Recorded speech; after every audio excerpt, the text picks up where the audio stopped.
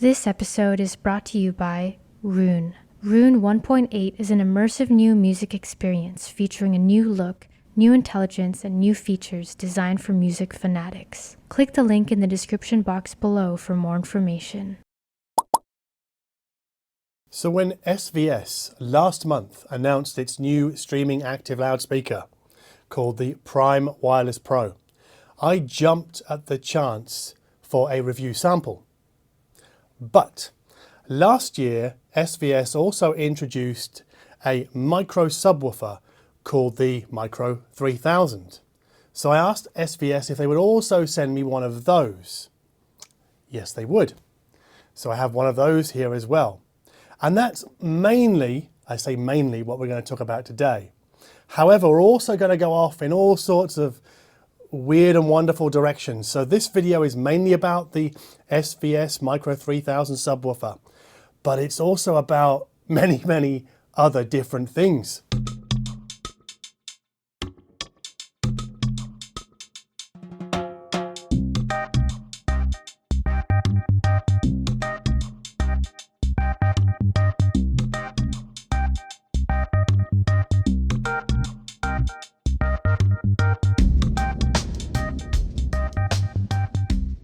Now, some boomers, some baby boomers, like to refer to techno as duf-duf.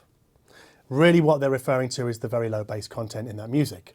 But for me, actually with techno, the more interesting stuff happens sort of above the waist.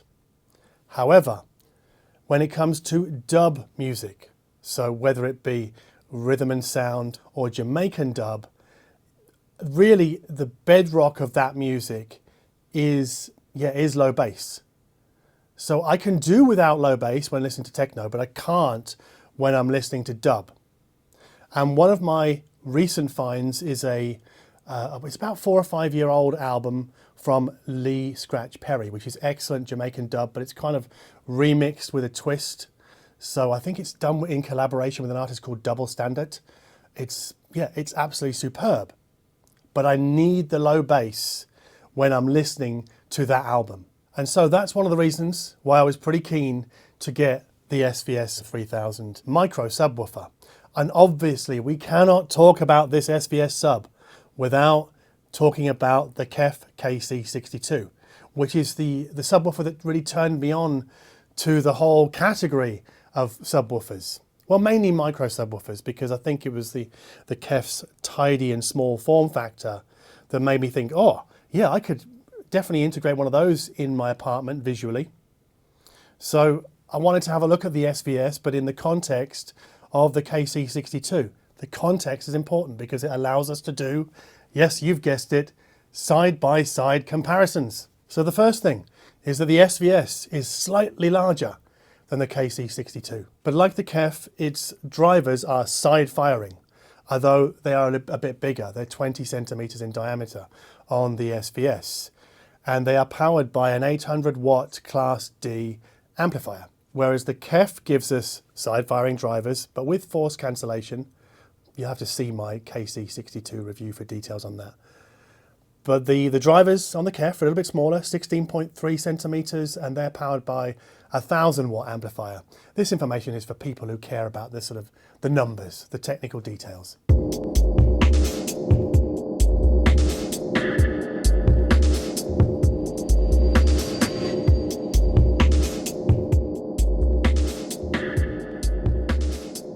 Now also talking about numbers, SVS rate their Micro 3000 as 3 dB down at 23 Hertz. KEF are a little bit bolder. They specify their minus 3 dB point, easy for you to say, at 11 Hertz. Now, like the KEF, the SVS also uses DSP processing to handle the signal inside the sub. Now, one specification that very often you have to dig hard for, I had to ask SVS for this, and KEF actually for that matter. So the SVS's DSP delay is somewhere between 3 and 5 milliseconds. The KEF's is lower, I think they told me it was half a millisecond. Now, why does this matter? Well, if you don't have an amplifier that can delay the mains to the same degree, and many people do not, it means you have to bring the sub further into the room, further towards the listening position to compensate for that delay so you don't get late bass. I will talk a little bit more about that later in the video because it is kind of an important factor sometimes. And I think perhaps the biggest difference between these two subs, aside from the driver size and the amplification power and the DSP delay, is price. Because the Micro 3000 comes in at roughly 2/3 of the KEF's asking.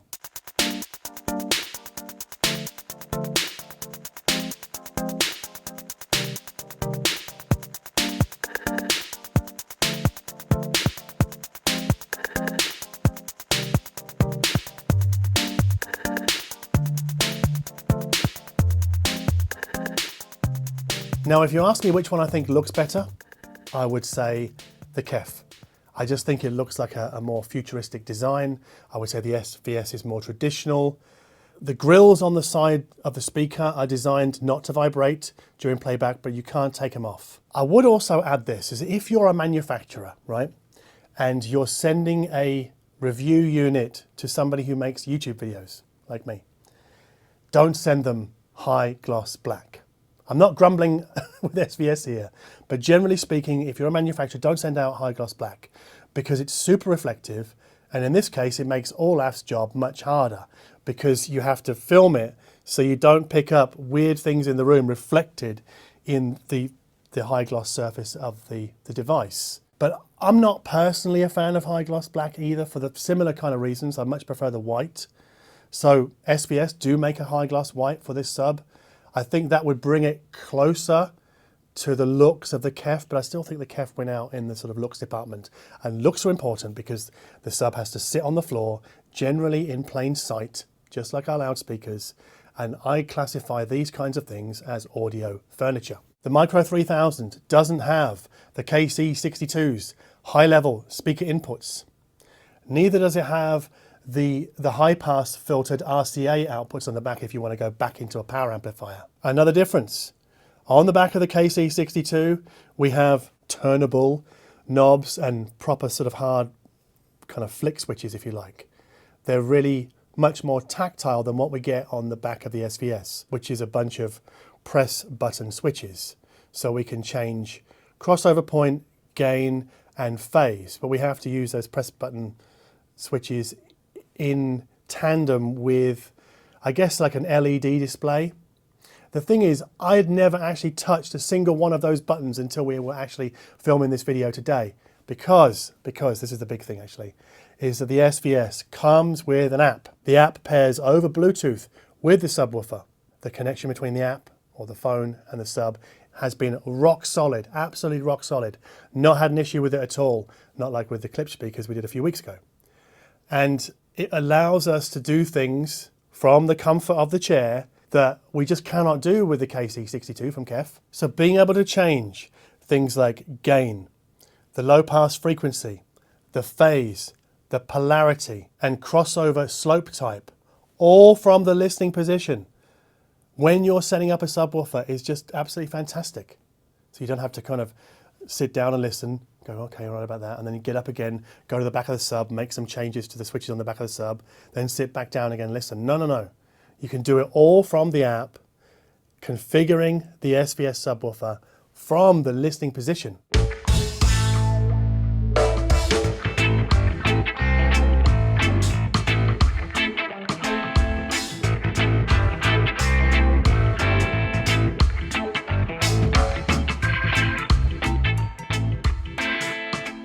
I want to come back to subwoofer setup as it relates to the SVS sub in a bit, but I also want to talk about right now how the sound of the SVS Micro 3000 compares to the sound of the KEF KC62. So I would say that the SVS is more of an overt player of bass notes. It seems to meet the speaker's output better. Like it seems to not come up higher, but they seem to integrate better in some ways. And I would say that the SVS is actually the more detailed of the two subwoofers as it relates to those sort of bass notes. However, the KEF adds more weight, more sort of heaviness to the sound in the low end. And I'd also say that the KEF sounds a bit tighter, a bit more. And those differences are possibly because, I'm guessing here, that the KEF goes lower than the SVS, but also its total driver surface area is, it's lower than the SVS. So I could live with either of these subwoofers. And if you ask me which one I would pick on sound quality alone, I'd be like, I don't know. They both are great, but for different reasons. However, because this video is mainly about the Micro 3000, I want to tell you why you might want to choose the SVS over the KEF. But to do that, we have to kind of go on a bit of a meandering detour.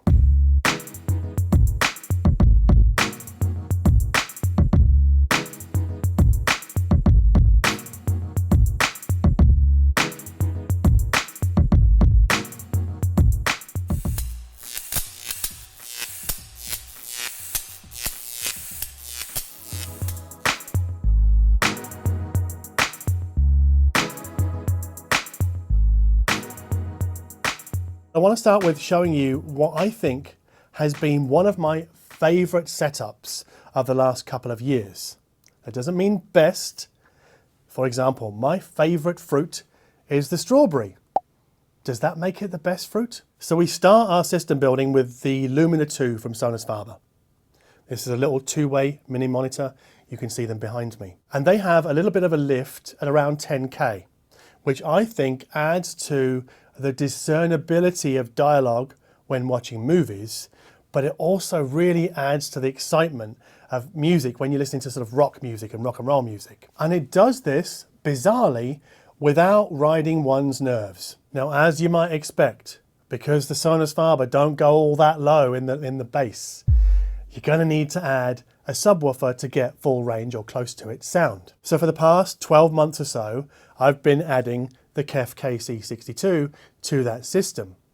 And it seems to be an excellent fit visually and acoustically for my room, which measures 6 meters by 5 meters. Now, adding a subwoofer to a pair of two-way stand mount loudspeakers essentially means that we have to design our own crossover. So like a loudspeaker designer putting, say, an extra bass driver in a floor standing loudspeaker, he or she would have to integrate that bass driver into the sound of the rest of the speaker using the crossover. And when we buy and put a subwoofer in our room and try and cross it over with our, in this case, two-way mini monitor, we're essentially doing the same thing. So ideally, the end result, we want the bass to sound like it's actually coming from the loudspeakers. And sometimes, in fact, most of the time, especially if you're a beginner, it can take a long time. I'm talking hours, maybe days, to find the right combination of position in the room, of crossover frequency, and of subwoofer gain. But you can't put a price, I don't think, on being able to mess with the gain and the crossover point and other features from the listening position, as you can with the SVS sub, and you can't do with the KEF. It makes the sub integration process a whole lot easier. However, the SVS app is kind of made redundant by my choice of amplifier, and that is the Lyngdorf TDAI-1120. Now what this does is it integrates the subwoofer automatically, and then it corrects the whole thing for the room. So effectively, the Lyngdorf's Room Perfect software analyzes the output of the speaker and the output of the sub and designs the crossover automatically accordingly.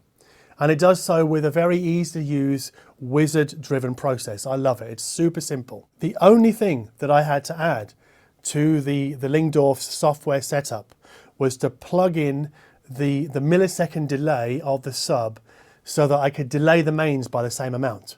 So basically I told the Lyngdorf software to delay the mains output, that's the Sonus Fabers, delay that by 4 milliseconds. So the sub and the Lumina II output the sound at the same time, right?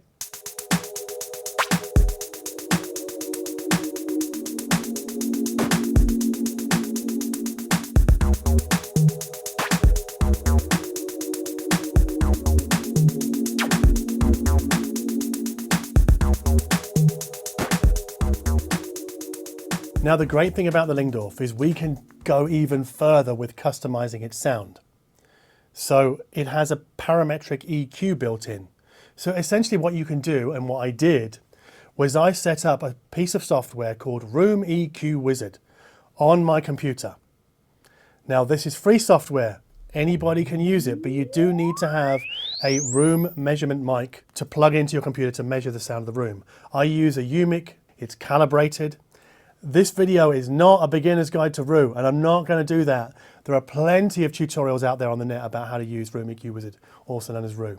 So I use that to measure the Lyngdorf corrected output of the 2.1 system, and then in measuring that I could see where there were still dips and humps. And so I used the parametric EQ inside the Lyngdorf to pull down those humps and lift those dips, so I could kind of get a slowly descending from the bass side all the way down to the treble end. I got it as smooth as possible. And I just did it as an exercise to see how useful parametric EQ can be in essentially room correction. This isn't really to do with the sub, it's to do with the output of the entire system. Although it does have a connection with the sub, as we'll see in a bit. You see, you have to ask yourself, what do you do if your amplifier of choice doesn't have room compensation or room correction software built in, and it doesn't have a parametric EQ system built in? A bit like the Bluesound Powernode, which is half the price of the Lyngdorf. I think it looks slightly better. I think it's a perfect piece of Futurify, it really is.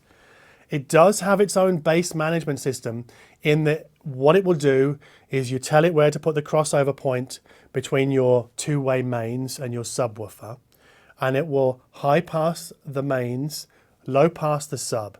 But what it doesn't do is adjust the gain of the sub. So you're on your own with that. But if our room, and all rooms do this, produce a lumpy bass response, so like peaks and troughs in the low end, then all we can do when using the KEF KC62 is turn its gain setting down, to just bring the whole volume of the bass down. The whatabouters amongst you will say, John, yeah, but you can do all of this in Roon. You can use the parametric EQ in Roon to adjust the output of your bass in your room.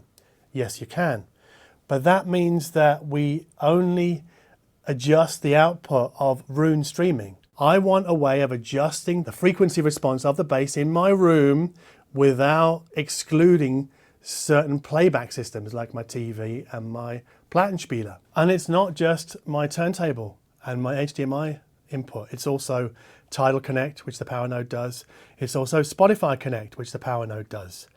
I want everything to be corrected. I want the bass to be perfect for all inputs. Perfect, as perfect as I can get it, right?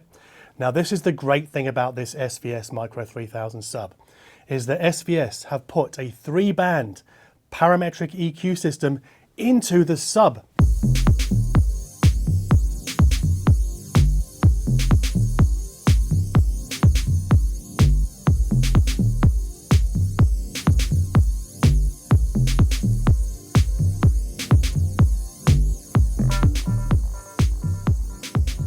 So I had the Sonus Faber speakers, the Bluesound Powernode amplifier. I took out the KEF sub, put in the SVS sub, measured the whole output using Room EQ Wizard, looked at the frequency response graph, and I saw that I had a peak at 33 hertz, which is no surprise to me because I've still got a 30-something hertz problem in this room. But I also had another peak at 76 hertz. So what the parametric EQ in the SVS sub that you can control from the app, from the listening position, allowed me to do was to pull down that 33 hertz peak and pull down that 76 hertz peak so that I had a flatter bass response. You've got to be careful here, because flatter bass response doesn't always necessarily mean better sound. Because for some tracks, like the new Neil Young album, new old Neil Young Crazy Horse album, Toast, I actually didn't like having the 33 hertz pulled down for that particular album. I do with techno and dub techno and things like that, and with Jamaican dub, yeah, definitely want to pull it down, but not for everything. But the great thing about the SVS app is you can turn those parametric EQ corrections on and off with a single click. Now, if all this sounds like too much of a fuss to you, fair enough. Then also another thing inside the SVS app is this thing called room compensation gain. So what it allows you to do is to kind of roll off the low end of the sub's output from a certain frequency. So I generally chose 40 Hertz. You can adjust that frequency. You can also adjust the aggressiveness of the slope. So you can choose between 6 dB per octave and 12 dB per octave. So the 12 dB one is, it brings the bass roll off in faster. So obviously if I'm rolling off a 40 Hertz and the 33 Hertz doesn't really get a look in, you see what I mean? So I found that absolutely invaluable. Those two things, the room gain compensation, I think it's called, and the parametric EQ inside the SVS sub, to kind of get the bass to a level that I was happy visually, right? I don't often do this, but I just thought I would tackle some sort of measurements of the sound from the listening position. So I had the microphone set up here at the listening position because I was curious. I just wanted to see what I could do with this parametric EQ inside the SVS sub. And it turns out you can do quite a lot. We also have to be careful here not to think that everything can be corrected with DSP in the frequency domain. This says nothing about the time domain response of my 2.1 system, so the Sonus fibers and the SVS sub. But it is quite useful to get an idea of how well the sub is integrating. Also, I think this is obvious, but I'll explain it anyway, is if you do as I did and you have your crossover point set at 80 Hertz, right? So the sub is doing everything below 80 Hertz and in this case, the Sonus fiber are doing everything above. The parametric EQ inside the sub can go higher than 80 Hertz, but if it's only doing 80 Hertz and you've crossed it over at that point, you can't then tell the sub to correct something at, say, 100 Hertz. So I had a bit of a hump at 100 Hertz. I can't do anything about that inside the sub because the sub's only doing up to 80 Hertz, right? So there's a kind of a, would I call that a limitation? Not really, because I just think it's amazing that you've got this parametric EQ inside the sub that can help you. I guess really it's to kind of get rid of the lumpy bass, because lumpy bass isn't particularly fun, not always, sometimes it can be. So for those of you that like to kind of get the perfect visual integration on a frequency response graph, I think this Micro 3000 is an absolute win.